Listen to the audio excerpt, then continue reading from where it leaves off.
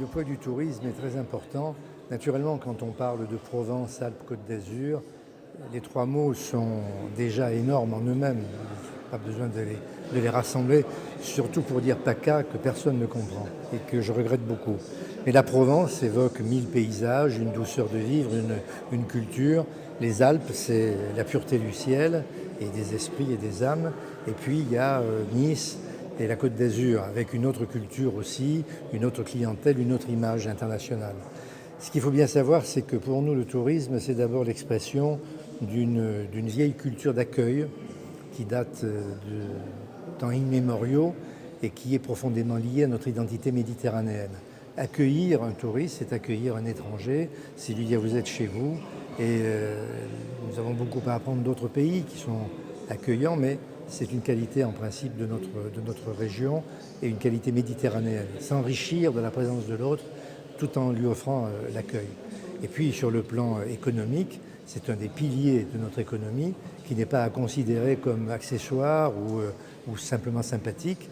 Nous avons une force touristique qui va se développer encore dans l'avenir avec des professionnels du tourisme, organisateurs, médiateurs divers, propagandistes au bon sens du terme, et aussi ceux qui accueillent physiquement, c'est-à-dire la qualité des restaurateurs, la qualité des hôteliers, et puis jusqu'aux simples emplois de ceux qui servent le café ou l'apéritif, ou des femmes de chambre qui s'occupent des chambres dans les hôtels, ou bien de la population qui prendra le temps gentiment d'indiquer son chemin à un touriste qui cherche un monument historique.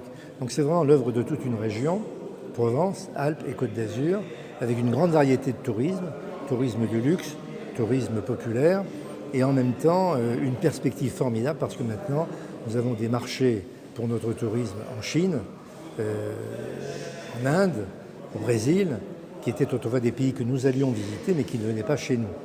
Donc il va falloir prendre en compte cet accueil de milliers et de milliers de touristes nouveaux et faire en sorte que ces touristes soient bien accueillis, pas mal accueillis mais bien accueillis, personnaliser l'accueil et en même temps ne pas abîmer par un tourisme qui serait trop violent et agressif des paysages, des lieux, des monuments, des statues.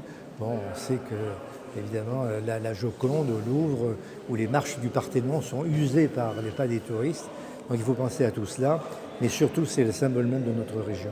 Quand en tant que président je vais défendre les intérêts de la région à l'étranger, on me dit ah la Provence, ah la Côte d'Azur, et le sourire se dessine, pas parce que c'est moi, mais parce que c'est l'image qu'a la Provence et la Côte d'Azur. Donc je suis très, très fier de ce que font les Provençaux et les Azuréens, les professionnels, et puis des grandes perspectives que nous allons dégager en partenariat avec les pays étrangers qui ont les mêmes problèmes de tourisme de masse et qui doivent nous apprendre ce qu'ils savent déjà et que nous avons à apprendre d'eux.